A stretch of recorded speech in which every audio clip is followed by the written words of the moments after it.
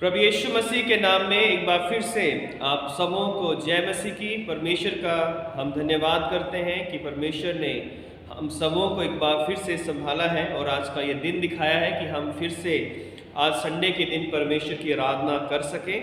और मैं प्रार्थना करता हूं और आशा करता हूं कि प्रभु में आप सब लोग सुरक्षित हैं और प्रार्थना करता हूं कि परमेश्वर आप सबों को आशीषित करें।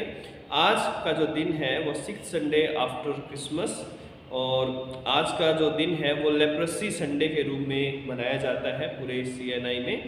और आज का जो थीम है God suffers in all those who suffers in this world. God suffers in all those who suffer in this world. परमेश्वर स्वयं उन लोगों के साथ दुखित होते हैं जो लोग इस संसार में दुख उठा रहे हैं। जो लोग इस संसार में दुख उठा रहे हैं उनके साथ परमेश्वर भी दुखित होते हैं। और हम आज की जो बाइबल रीडिंग्स हैं वो भजन 123 हमने पढ़ा, दूसरा राजा 5:1 से 14 और प्रेरितों के काम 5:12 से 16, मरकुस 1:40 से 45 यानी मरकुस उसका पहला अध्याय और 40 से 45 आयत तक हमने पढ़ा है। जैसा कि मैंने बताया कि आज का जो दिन है वो लेप्रोसी संडे के रूप में मनाया जाता है और हमारी जो लेक्शनरी है CNI की उसमें भी बताया गया है कि आज के दिन जो है वो विशेष प्रार्थनाएं उन लोगों के लिए की जाएंगी जो कि लेप्रोसी पेशेंट हैं और जो लोग उनके बीच में काम करते हैं उन सब के लिए हम आज प्रार्थना करते हैं कि परमेश्वर उन सब पर दया करें। और आज की जो बाइबल रीडिंग्स हैं उनमें भी हम दो जगह देखते हैं कि पुराने नियम में दूसरा राजा 5वें अध्याय में नामान कोढ़ी का वर्णन है और नए नियम में हम मरकुस 1:40 से 45 में हमने पढ़ा है कि एक जो कोढ़ी था वो यीशु मसीह के पास आता है। तो हम दो कोढ़ियों की चंगाई के बारे में आज बाइबल के जो हिस्से उसमें हम पढ़ते हैं। तो पुराने नियम में अगर हम लेवियवस्था 14वां अध्याय पढ़ते हैं तो वहाँ पे जो लेप्रोसी पेशेंट या जो कोढ़ी होते थे उनके लिए नियम ठहराए गए थे जो है। और अगर वो ठीक हो जाते हैं तो वापस वो छावनी में आ सकते थे, लेकिन अगर वो ठीक नहीं होते हैं तो उन्हें जब तक कोढ़ ठीक नहीं होता है उन्हें समाज से अलग रहना पड़ता था। और हम पुराने नियम में भी देखते हैं कि किस तरह से लोग जो है ज़्यादातर जो लोग बीमार होते थे उनका कोई इलाज नहीं था। प्रभु यीशु मसीह के समय में भी जो कोढ़ था वो एक लाइलाज बीमारी थी, एक छुआछूत की बीमारी थी जिससे कोढ़ हो जाता था। लोग उससे अपने आप को अलग कर लेते थे या कहें कि उस व्यक्ति को अपने घर से, परिवार से, अपने समाज से अलग कर दिया जाता था और अलग जगह पे उन्हें ठहराया जाता था।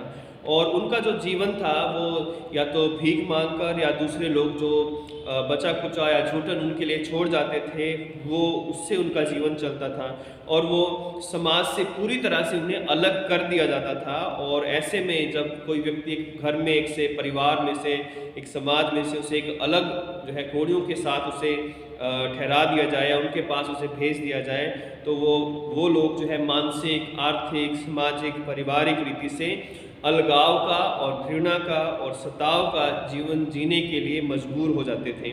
ऐसे में नए नियम में हम देखते हैं कि प्रभु यीशु मसीह ने जो स्पर्श किया उस कोढ़ी को वो उस समय की एक अद्भुत घटना थी, या कहें कि उस समय कोई ऐसा रब्बी या कोई वैद्य नहीं था जो उन कोढ़ियों को छू लेता।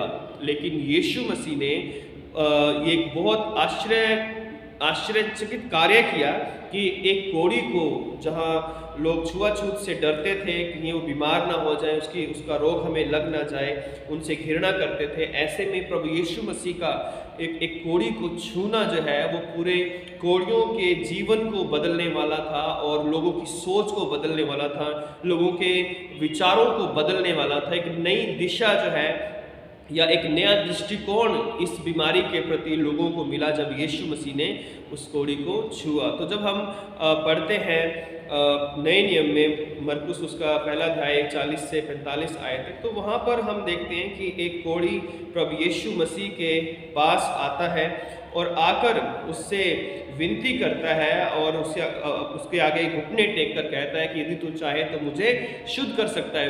प्रभु यीशु मसीह ने उस पर दया की और अपना हाथ बढ़ाया, उसे छुआ और कहा कि मैं चाहता हूँ कि तू शुद्ध हो जा। और लिखा है कि वह उसी घड़ी चंगा हो गया, उसका सारा कोढ़ उसी घड़ी ठीक हो गया और वो व्यक्ति जो है चंगाई पाया। यीशु ने कहा कि ये किसी से ना कहना। वो जाकर जो भी भेंट ठहराई गई है मूसा के द्वारा उसको चढ़ा, लेकिन वो व्यक्ति बहुत प्रचार करने लगा, बहुत यीशु मसीह की गवाही देने लगा कि यीशु ने मुझे चंगा किया है।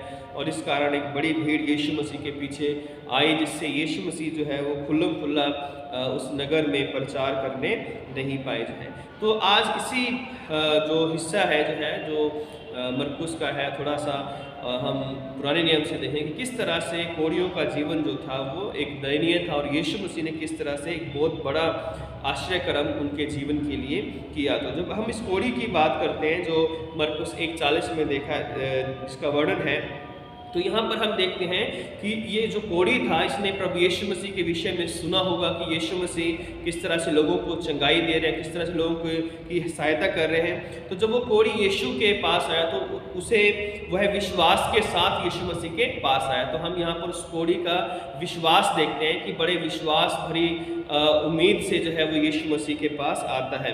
और यदि वो किसी और के पास जाता, समाज में वो किसी और व्यक्ति पर विश्वास नहीं कर सकता था, क्योंकि अगर वो किसी और रब्बी के पास या किसी अन्य व्यक्ति के पास जाता तो लोग उसे जो है ठुकरा देते, लोग उसे शायद पत्थरवा करके मार देते या उसे पत्थरवा कर करके उसे नगर से उस बाजार से उस जगह से बाहर निकाल देते, है ना।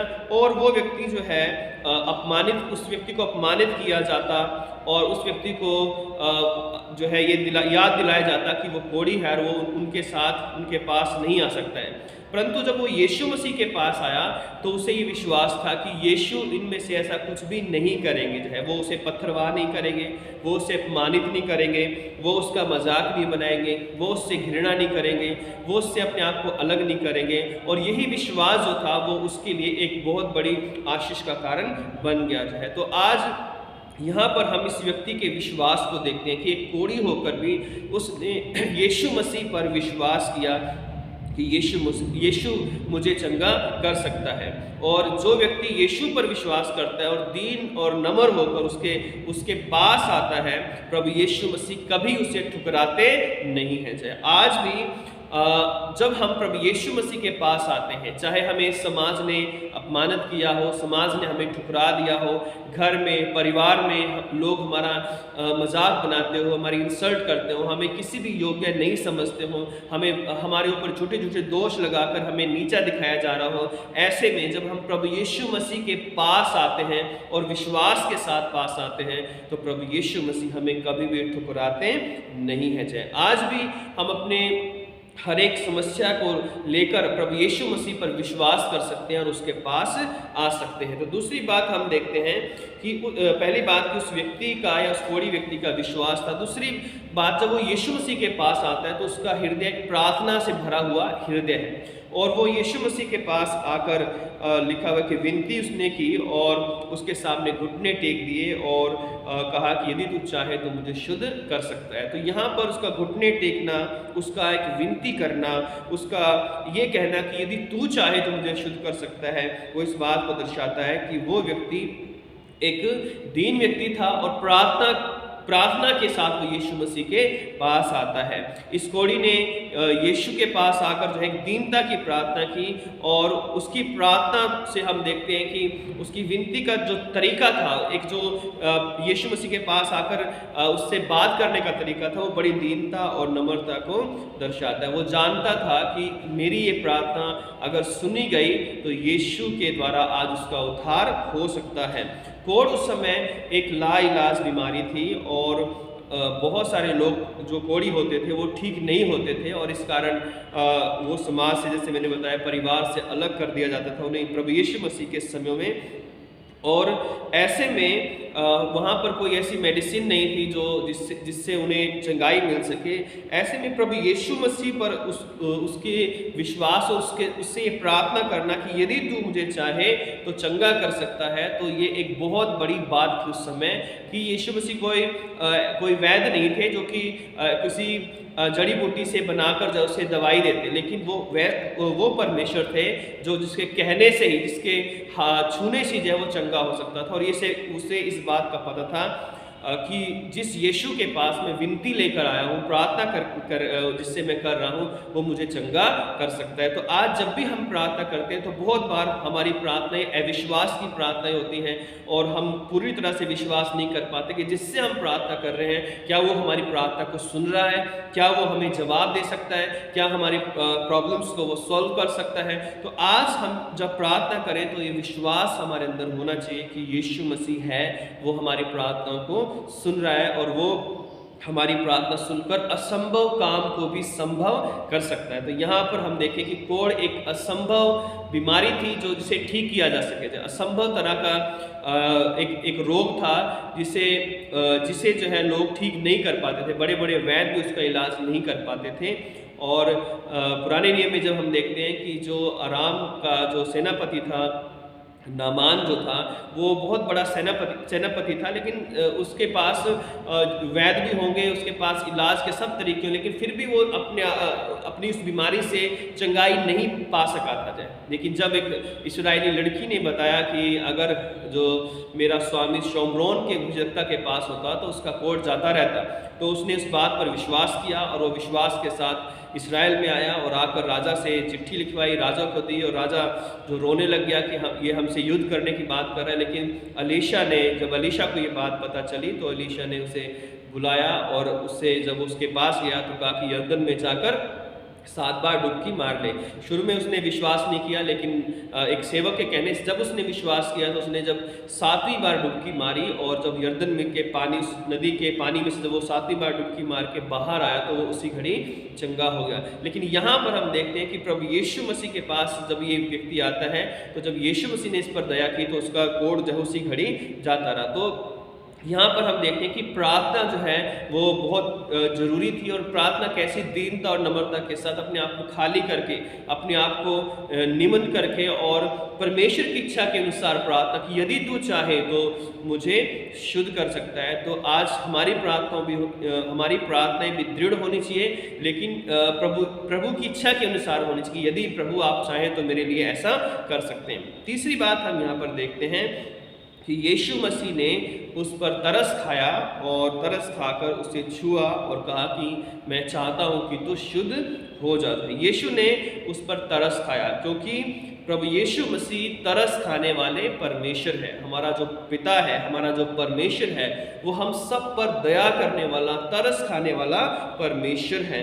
और वो ऐसा परमेश्वर नहीं है जो हमारे दुख में खुशी मनाए या हमारे पीड़ा में वो आनंदित हो, या हमारी बीमारियों को देखकर, हमारे आर्थिक परेशानियों को देखकर, हमारे किसी भी कमी को देखकर वो हमारे ऊपर हंसे जाए। वह ऐसा परमेश्वर नहीं है। यीशु मसीह हमारी बीमारियां, हमारी परेशानियां, हमारी मुसीबतों को देखकर हमारे लिए दुखित होने वाले या निराश होने वाले परमेश्वर है, जो हमारे लिए दुखी होते हैं। हमारे दुखों को देखकर उनको भी दुख होता है, हमारे दुखों को देखकर वो भी दुखित होते हैं, या हम कह सकते हैं कि उन्हें भी निराशा होती है कि मेरे बच्चे जो है वो बीमार हैं, दुख में हैं, परेशानी में हैं और उनका जीवन जो है वो अच्छा जीवन नहीं है। तो ऐसे में प्रभु यीशु मसीह हम पर दया करते हैं, उनका हृदय दया से भर गया, यानी जो दर्द, जो पीड़ा, जो दुख उस कोढ़ी को महसूस हो रहा था, वही दुख, वही पीड़ा, वही तकलीफ यीशु को भी उसके लिए महसूस हुई। और उसने जो है प्रभु यीशु मसीह ने उस पर तरस खाया और अपना हाथ बढ़ाया और उसे छू कर जो है कहा कि मैं चाहता हूँ कि तू शुद्ध हो जाए। जैसा मैंने शुरू में बताया कि यीशु ने जब उसे छुआ तो उसका जीवन बदल गया जो है। और जब उसे छुआ गया तो ये एक अद्भुत घटना थी। उस समय में कोई भी वैद्य, कोई डॉक्टर, कोई अगुआ या कोई प्रॉफिट, कोई नबी जो है वो कोढ़ी को नहीं छूना चाहता था जो है।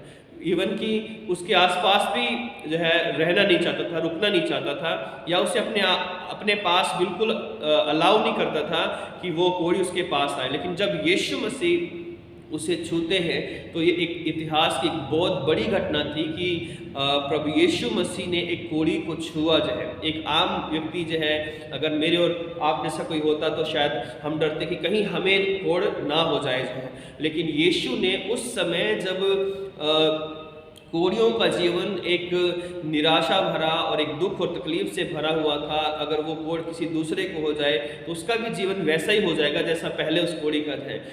इन सब बातों से परे हटकर यीशु ने उसे छुआ, और जब यीशु ने उसे छुआ तो उसका जीवन बदल गया जो है। और जब यीशु मसीह किसी को छूते हैं तो उनका जीवन बदल जाता है। जो लिखा है कि और तुरंत उसका कोढ़ जाता रहा जाए। प्रभु यीशु मसीह के छूने से उसका कोढ़ पूरी तरह से जाता रहा। उसी घड़ी वो कोढ़ जो है, जो उसके हाथ गल गए थे या मुंह गल गया था या जैसा भी उसका शरीर होगा, वो एकदम से एक नया शरीर मिल गया जो है, एक नया शरीर जो है हो गया जो है। तो हम यहाँ पर देखते हैं कि किस तरह से परमेश्वर प्रभु यीशु मसीह ने जब उसे छुआ तो उसका जो जीवन है, उसका जो शरीर है वो पूरी तरह से बदल गया। उसके तन की चंगाई मिली, उसके मन की चंगाई मिली, उसको आत्मा की चंगाई मिली जो है। उसका शरीर पूरी तरह से जो है वो एक नया शरीर मिल गया उसे जो। और आज भी जब यीशु मसीह हमें छूते हैं तो हमारा तन, मन और हमारी आत्मा जो है वो बदल जाती है। फिर हमारा जो पुराना व्यक्तित्व है वो जो है पीछे छूट जाता है और हमें एक नया व्यक्तित्व हमें मिलता है जो है। और इसलिए जो है प्रभु यीशु मसीह का छूना जो है वो आज हर एक व्यक्ति के लिए बहुत ही जरूरी है, चाहे हमें कोढ़ हो चाहे हमें कोढ़ ना हो। जब यीशु मसीह हमें छू लेते हैं तो हमारा जीवन बदल जाता है।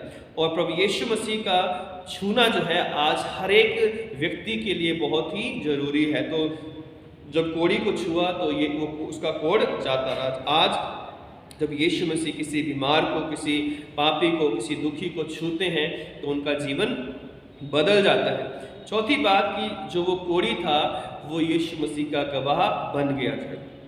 हालांकि यीशु ने उसे मना किया कि ये बात किसी को मत कहना जो है, और परंतु जाकर याजकों को दिखा, क्योंकि उस समय ये रीति थी कि याजक सर्टिफिकेट देता था कि ये व्यक्ति कोढ़ से ठीक हो चुका है, और वो प्रमाण पत्र या वो सर्टिफिकेट लेकर जो है वो दूसरों को दिखाता था कि देखो मुझे ये सर्टिफिकेट मिल चुका है शुद्ध होने का, अब मैं ठीक हूँ जो है। तो यीशु ने कहा कि वही जो शुद्ध होने का जो विषय ठहराया गया है लेवी व्यवस्था के अंदर जो है उसके 13वें अध्याय 14वें अध्याय में, तो उसके अनुसार जाकर कर जो है। तो उसने वो तो किया ही था, परंतु उसने बाहर जाकर बहुत प्रभु यीशु मसीह का प्रचार किया और यीशु की गवाही देने लगा कि यीशु ने मुझे चंगा कर दिया है। तो आज जब जितने लोगों को प्रभु यीशु मसीह ने छुआ है वो उसके गवाह है। मैं और आप जब एक नया जीवन हमें मिला है, हमें नई चंगाई मिली है, तो हमारा जो जीवन है वो गवाही का जीवन होना जरूरी है। गवाही का मतलब है कि हम प्रभु यीशु मसीह ने जो हमारे लिए काम किए हैं उनकी हम गवाही दें। तो 4 बातें मैंने बताई कि पहला वो पूरी विश्वास के साथ आया, दूसरे दीनता की प्रार्थना उसने की, तीसरी बात कि यीशु मसीह ने उस पर तरस खाया, उसे छूकर चंगा किया, चौथी बात कि वह जो कोढ़ी था वो यीशु मसीह का गवाह बन गया है। और इब्रानियों 4:15 में लिखा है कि क्योंकि हमारा ऐसा महायाजक नहीं है जो हमारी निर्बलताओं में हमारे साथ दुखी ना हो सके, वरन वह सब बातों में हमारी नहीं परखा तो गया तो भी निष्पाप निकला।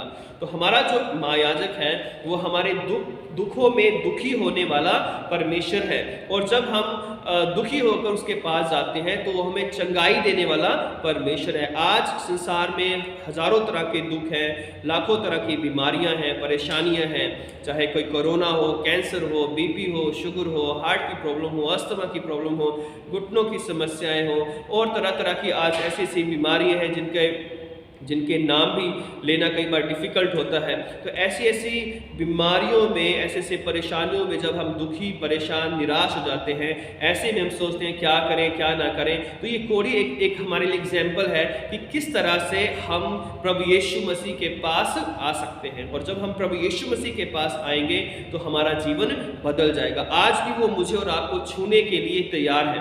आज भी वो हमारी समस्याओं को, हमारी परेशानियों को दूर करने के लिए तैयार है, क्योंकि हमारा परमेश्वर हमारे दुखों को देखता है और हमें वो चंगाई देना चाहता है। आज का दिन जैसे मैंने बताया कि लेप्रोसी संडे है, और आज हम देखते हैं कि कितने लोग जो है कोढ़ियों के बीच में काम कर रहे हैं, कितने लोग उनकी सहायता कर रहे हैं। और लास्ट संडे जो है हमें जो है गढ़ गंगा में गढ़मुक्तेश्वर, जो कि यहाँ से लगभग 100 किलोमीटर दूर है यूपी में, तो वहाँ जब हम गए तो आज भी कोढ़ियों को जो है वो अलग अलग तरह से ट्रीट किया जाता है, उन्हें समाज से अलग किया जाता है। एक उन्हें रोड के किनारे जो है एक छोटी सी जगह दे रखी, जिसमें जिनकी छतें जो है वो कच्ची हैं, और जब बारिश आ रही थी लास्ट संडे तो उनकी छतों में से पानी बह रहा था, उनके पास गर्म कपड़े नहीं थे, उनके पास जो है खाने के लिए नहीं था। लोग उनके पास जो होता भी है तो बहुत सारे लोग उनसे छीन लेते हैं, छीन कर ले जाते हैं। तो ऐसे में जो है आज हम देखते हैं कि ऐसे बहुत सारे लोग हो सकते हैं जो इसी तरह का जीवन जी रहे हैं, जिनको समाज से अलग कर दिया गया है, अलग जगह पे ठहरा दिया गया है, उनके लिए कोई अच्छी मेडिकल फैसिलिटीज़ नहीं है।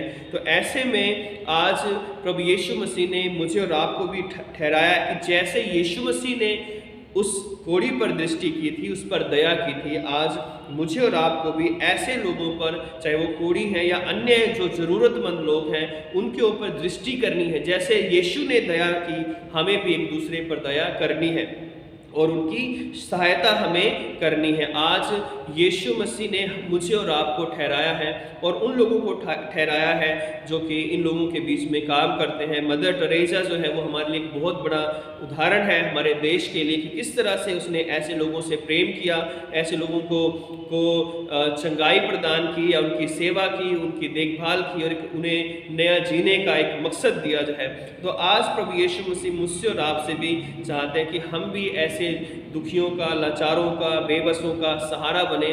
बेशक हम बहुत ज़्यादा बड़े बड़े काम नहीं कर सकते, तो हम छोटी छोटी चीज़ों के द्वारा भी उनकी सहायता कर सकते हैं, छोटे छोटे कामों के द्वारा भी हम उनकी हेल्प कर सकते हैं। तो प्रभु जो है हम सबको आशीषित करे, हमारी सहायता करे कि जैसा यीशु मसीह का हृदय था वैसा ही हमारा भी हृदय हो। यदि हम अगर परेशानी, दुख में हैं तो हम यीशु मसीह के पास जाएं, क्योंकि वो हमें चंगा करने वाला परमेश्वर है और उसके छूने से हमारी सारे रोग, हमारी बीमारियां दूर हो जाती हैं, हमारी निराशा दूर हो जाती है, हमारा अंधकार ज्योति में बदल जाता है, हमारे दुख वो आनंद में बदल देता है। तो प्रभु यीशु आप सबों को आशीषित करें, अपना अनुग्रह दें। और आइए हम एक विशेष प्रार्थना करेंगे उन लोगों के लिए जो कि इन लेप्रोसी जो पेशेंट्स हैं उनके बीच में सेवा करते हैं, काम करते हैं। हम उनके जीवन के लिए धन्यवाद दें, जो संस्थाएं या NGO उनकी सेवा के लिए काम कर रहे हैं, जो कलीसिया अपना हाथ बढ़ाती है, उन सब के लिए हम प्रभु का धन्यवाद दें। आइए हम अपने सरों को झुकाएंगे और प्रार्थना करेंगे। प्यारे खुदा यीशु मसीह, हम आपके पवित्र नाम में आज के दिन उन सब पिता परमेश्वर लेप्रोसी पेशेंट्स को हम याद करते हैं, उनकी चंगाई के लिए प्रार्थना करते हैं। खासकर उन लोगों के लिए प्रार्थना करते हैं प्रभु जो उनकी सहायता के लिए अपने हाथों को बढ़ाते हैं, जो NGO उनकी सेवा करते हैं, जो संस्थाएं उनके सेवा में लगी हुई हैं। पिता परमेश्वर उनकी ज़रूरतों को पूरा करती हैं, उन सबों को आप आशीषित करें। जो चर्चेज या कलीसियाएं प्रभु उन लोगों की सहायता करती हैं, उनके परिवारों की देखभाल करती हैं, पिता परमेश्वर आर्थिक सहायता करती हैं, दवाइयों के द्वारा सहायता करती हैं, तो उन सबों को भी आप आशीषित करें और होने दें ऐसे लोग जो समाज में पिता ठुकराए गए हैं, वंचित हैं, बीमार हैं, पिता उन सब पर दया करें, उनको एक अच्छा जीवन दें पिता, उनकी ज़रूरतों को पूरा करें, ताकि पिता परमेश्वर वो आपके नाम में पिता परमेश्वर आनंदित हों और आपके सत्य को वो जान सके। पिता जो लोग भी अपने हाथों को बढ़ाते हैं उन सबों को आप आशीष और बरकत दीजिए। पिता सेंट फ्रांसिस चर्च की भी सहायता कीजिए, इस कलीसिया की सहायता कीजिए, ताकि हम भी ऐसे लोगों के लिए पिता परमेश्वर अपना छोटे से छोटा और बड़े से बड़ा योगदान दे सके, जिससे पिता आपके नाम की महिमा हो। मैं सब लोगों को आपके हाथों में समर्पित करता हूँ, खासकर फिर से उन सब लोगों के लिए, संस्थाओं के लिए धन्यवाद देता हूँ जो इस काम में लगी, उनकी सेवा में लगी, उन सबों को आप आशीषित करें। धन्यवाद के साथ प्रार्थना उद्धार करता प्रभु यीशु क्रिस्त के सामर्थी नाम से मांगते हैं, आमीन। आप सबों को जय मसीह की। परमेश्वर आप सबों को बहुत आशीष दे, आमीन।